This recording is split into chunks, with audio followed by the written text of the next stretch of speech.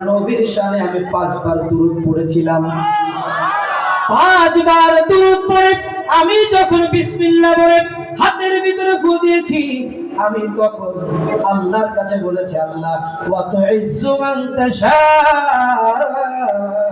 ওয়া তুযিল্লু মান তাশা বিয়াদিকাল খায়র ইন্নাকা আলা কুল্লি শাইইন কাদির।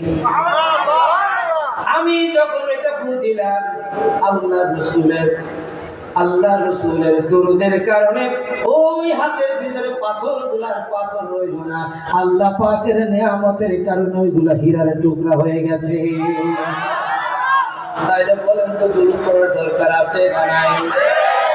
পড়া বেশি, কান দিয়ে না মুখ দিয়ে, উত্তর দিয়ে না মুখ দিয়ে আছেন, একটু জবান ছেড়ে দুরূদ পড়েন। আল্লাহুম্মা